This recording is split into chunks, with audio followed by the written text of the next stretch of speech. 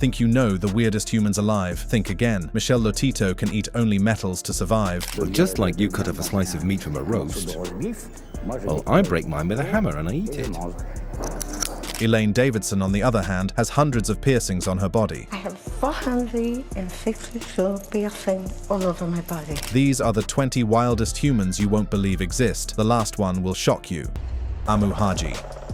In the remote villages of Iran, there lived a man whose very existence challenged every notion we have about hygiene and human health. Amu Haji, who passed away in 2022 at the remarkable age of 94, had not bathed for over 6 decades, making him perhaps the dirtiest person ever documented in human history. Haji's aversion to cleanliness stemmed from a profound conviction that washing would bring him either illness or bad luck. Living in complete isolation from conventional society, he had constructed an entire existence around avoiding what most of us consider basic human necessity. His daily routine included smoking animal feces through a pipe which he believed provided relaxation, and subsisting primarily on roadkill that he would scavenge from the surrounding areas. After decades without bathing, his skin had become so encrusted with dirt and grime that it resembled tree bark, creating a protective layer that seemed to shield him from the elements. Despite what medical professionals would consider extremely unsanitary living conditions, Haji maintained relatively good health well into his advanced years. While Haji's rejection of hygiene challenged our understanding of health, our next individual took an even more dangerous approach to consumption that defied all biological logic. Michel Lotito. Michel Lotito, known professionally as Monsieur Mange Tout or Mr. Eat All, suffered from a rare condition called pica, which drove him to consume objects that would kill or severely injure any normal person, like bicycles, coffins, and televisions. Well, just like you cut up a slice of meat from a roast, well, I break mine with a hammer and I eat it.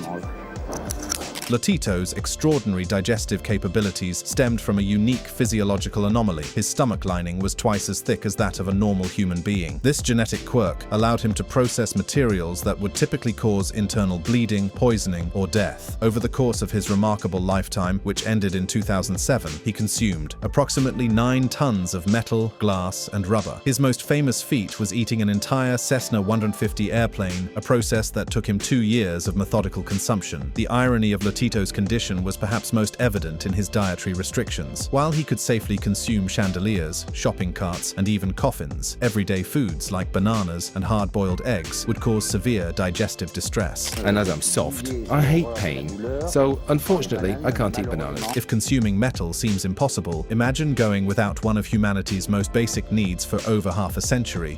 Thien Ngoc.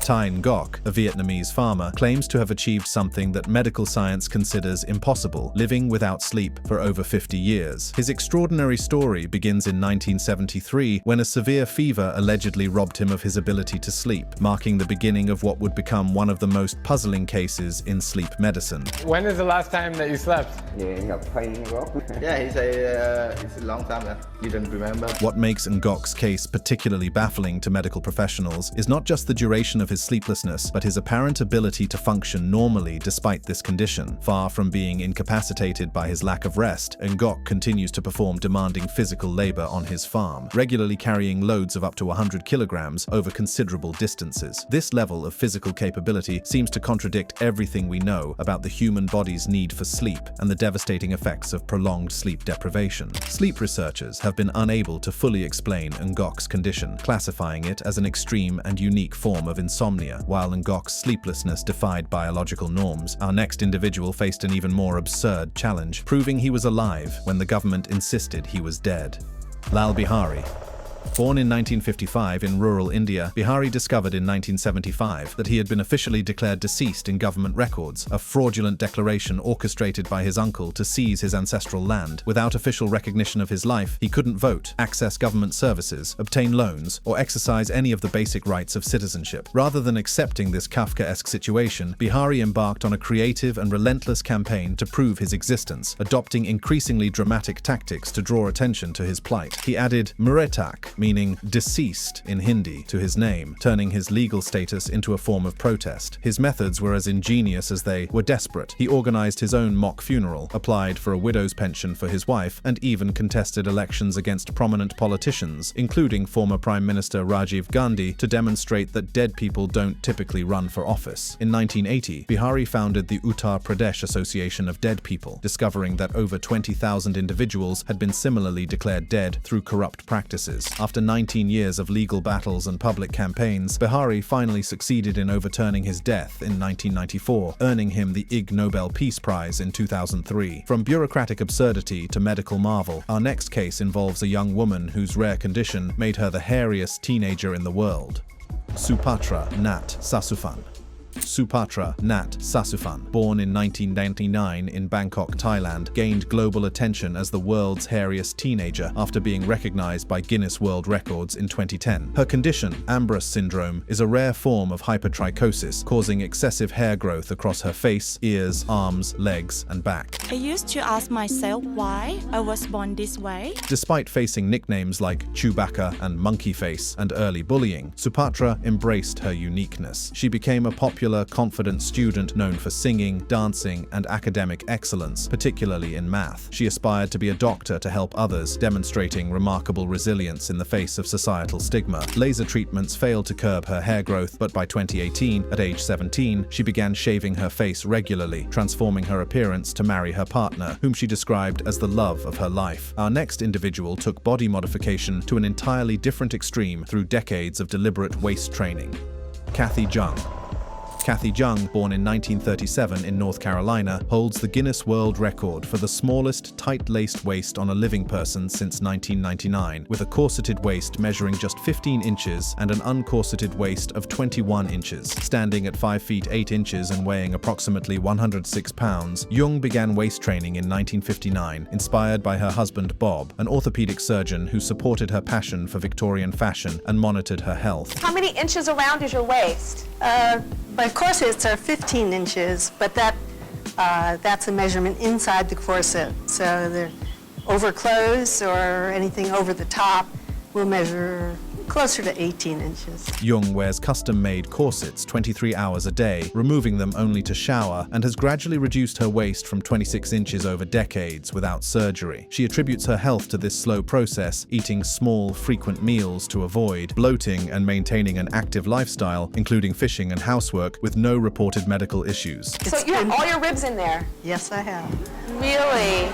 And is there any pain involved? No, there's no pain at all involved if you do it very gradually. And I've been wearing a corset, well, on and off for 50 years and full-time now for 25 years. So. Now 88, she remains an iconic figure in Guinness World Records history, celebrated for her unique silhouette and dedication to Victorian aesthetics. From reshaping the human form to completely transforming one's appearance, our next individual took body modification to reptilian extremes. Eric Sprague, the Lizard Man.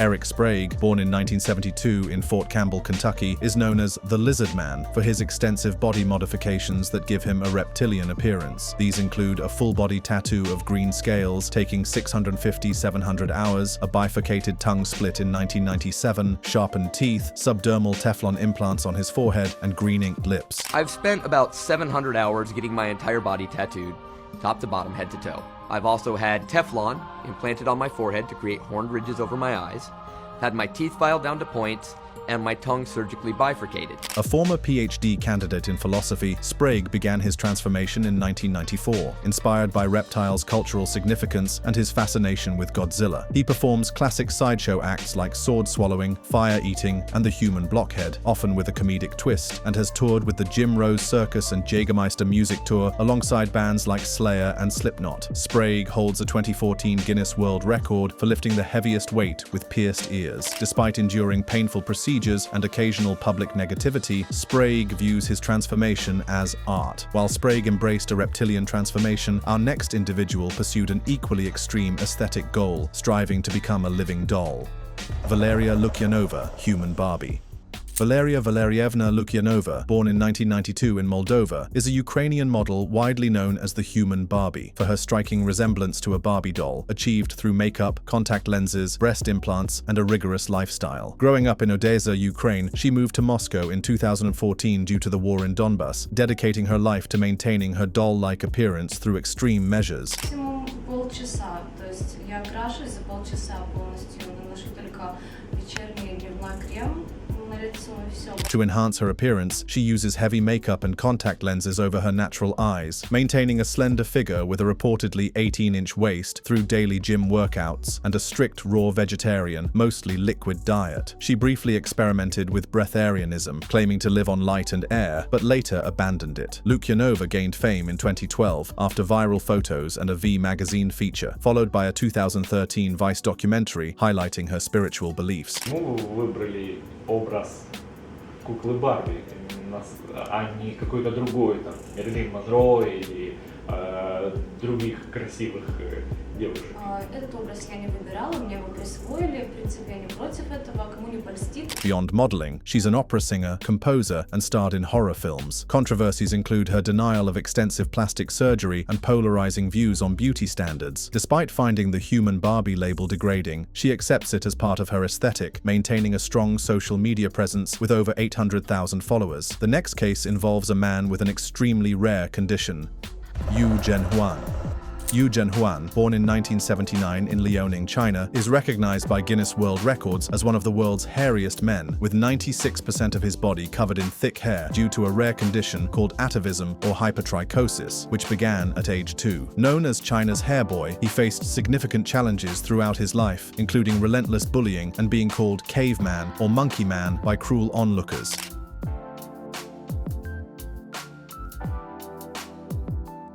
Beyond the social stigma, Yu's condition caused serious health issues, including impaired hearing and breathing due to hair growth in his ears and nose, requiring multiple surgeries. A notable ear operation in 2004 and an unsuccessful laser hair removal attempt in 2009 demonstrated the physical challenges his condition presented. Despite these obstacles, Yu pursued a career as a rock musician and actor, debuting at age 6 in A Hairy Child's Adventure and performing in pubs, bars, and on Chinese television. He auditioned for a role in a TV adaptation of Journey to the West as a monkey, but was rejected for not being pretty enough, prompting plans for plastic surgery to enhance his acting prospects. Yu has embraced his condition. He met his girlfriend at a concert, and by 2009, they were reportedly a happy couple. While Yu's condition was genetic, our next performer achieved his extraordinary abilities through years of dedicated and potentially dangerous training.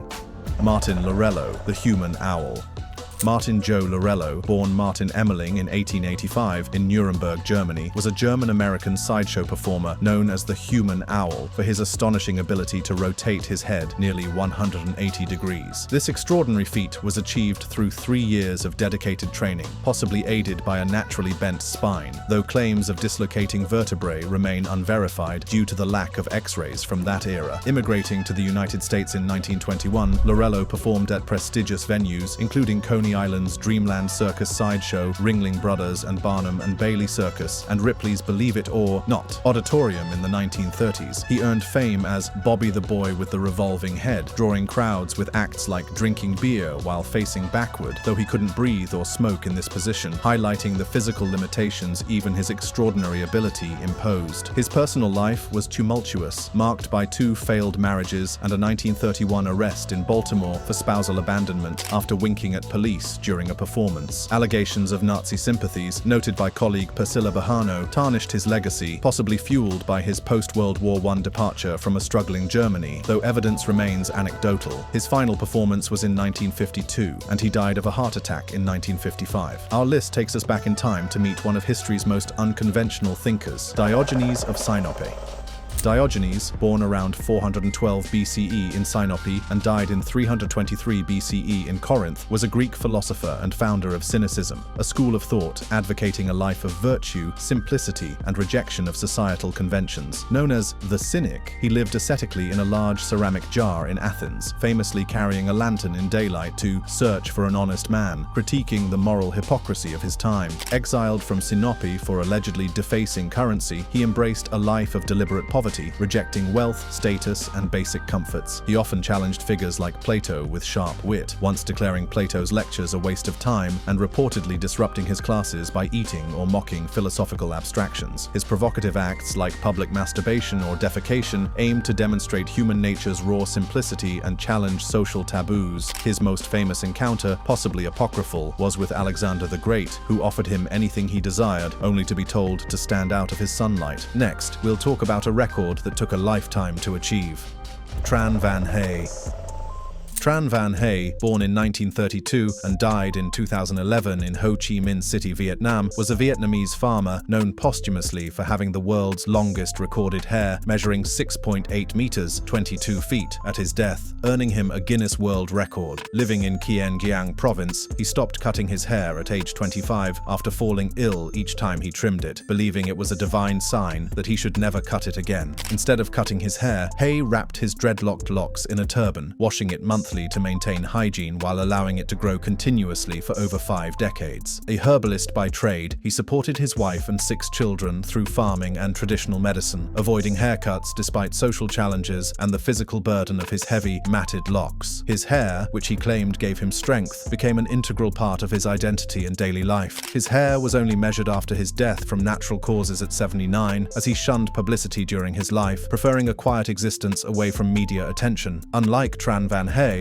the next person on our list went the extra mile for recognition: Elaine Davidson.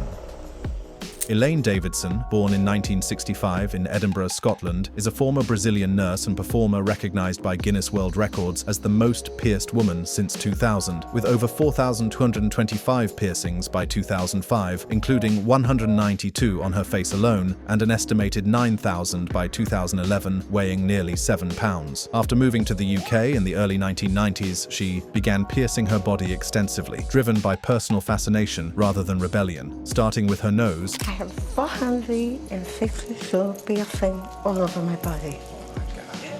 When did you first start having the piercings? About 3 years ago. 3 years ago? Yeah.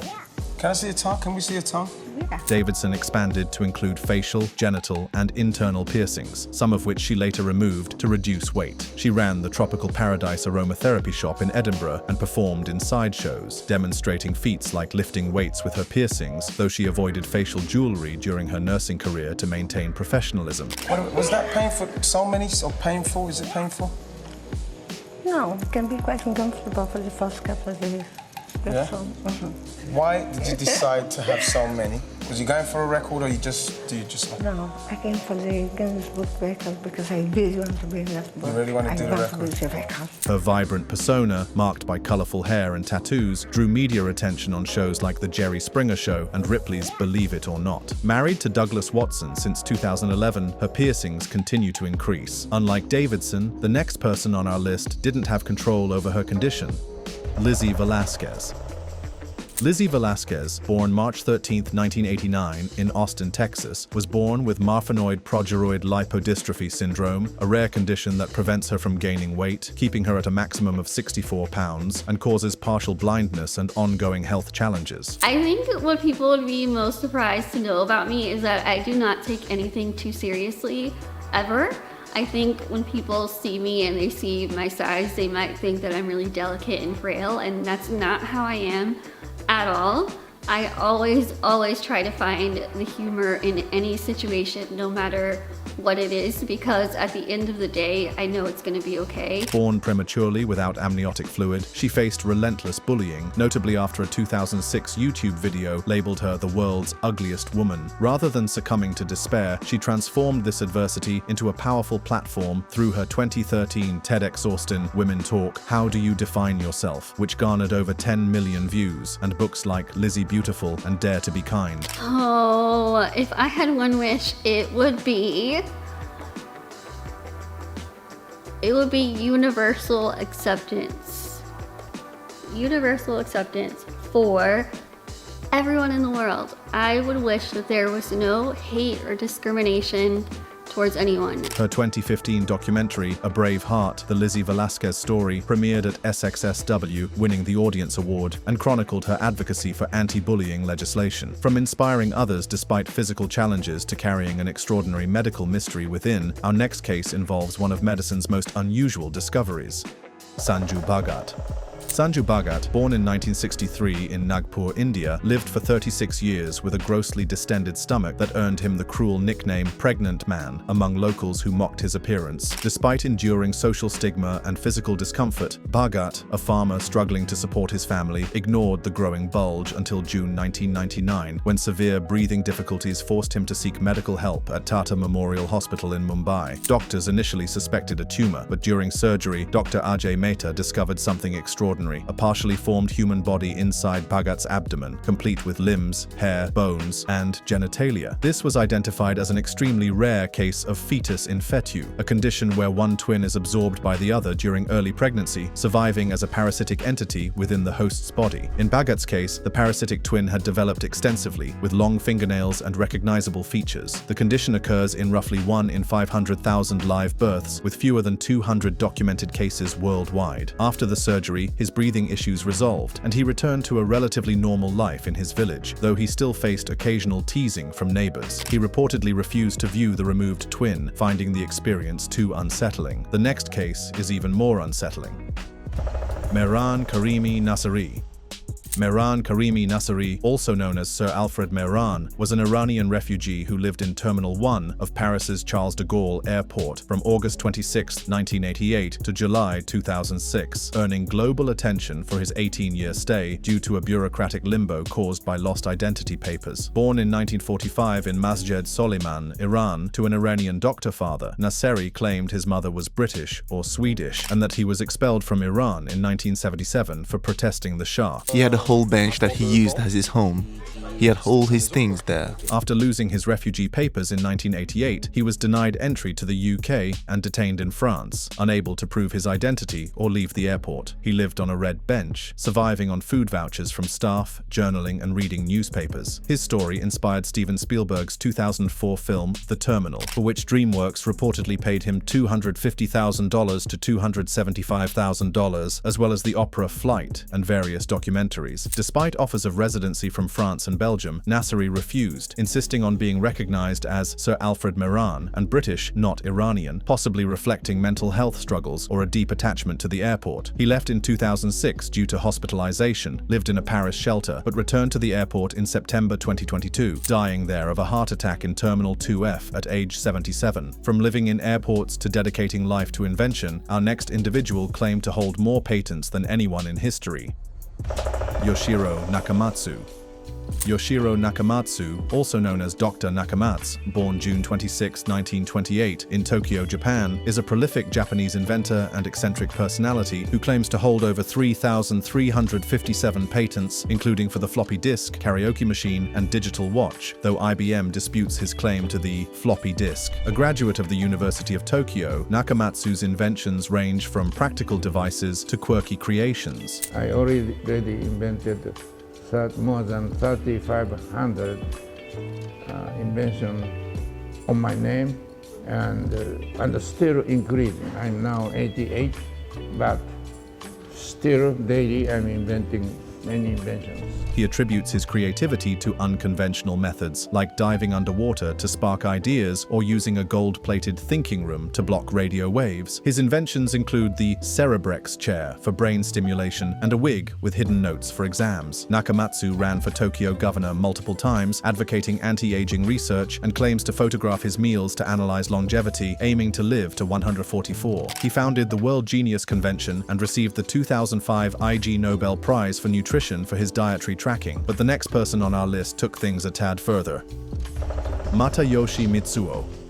Mitsuo Matayoshi, also known as Jesus Matayoshi or the only God Matayoshi Mitsuo Jesus Christ, was a Japanese political activist and perennial candidate from Okinawa, famous for his eccentric campaigns proclaiming himself the second coming of Jesus Christ. Born in 1944 and passing away on July 20, 2018, Matayoshi was a graduate of Chuo University with a degree in sociology who founded the World Economic Community Party. He ran in numerous elections, including for the House of Councillors and Okinawa governorship, advocating policies like expelling foreign military bases and claiming divine authority to punish evil.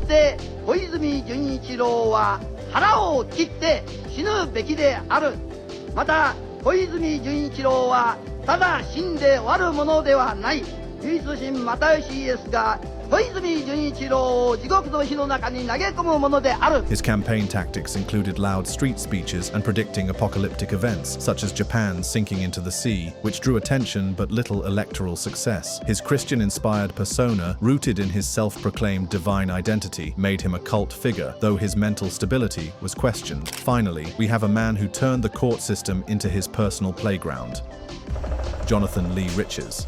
Jonathan Lee Riches, born around 1977 in Philadelphia, Pennsylvania, is an American former prisoner infamous for filing over 2,600 frivolous lawsuits between 2006 and 2011, earning the nickname The Litigator and a 2008 Guinness World Record for the most lawsuits filed by an individual. Convicted in 2004 for wire fraud after stealing checks during a job as a bank customer service representative, Riches began his legal spree while incarcerated in federal prisons. They put me in prison for a non-violent crime, served 125 months illegally, was subjected to solitary confinements and force feedings. Now look where I'm living. He targeted celebrities, corporations, and even historical figures like the Eiffel Tower and the Magna Carta with absurd claims such as suing George W. Bush for cloning his brain or Kanye West for causing mental anguish with music. His lawsuits, often handwritten and citing bizarre damages like $63 billion from Brad Pitt, were dismissed as frivolous, but he gained media attention through various outlets that covered his outrageous legal filings. I'm aggravated, I'm pissed off, I have a lot of resentments, and I can't accept the fact that this happened to me in my life. So I'm going to make change. After his 2010 parole, he continued filing suits, including against Guinness World Records for misrepresenting him, and performed as a rapper under the name Jailhouse John. If you enjoyed this video, click on any of the cards on your screen for more content.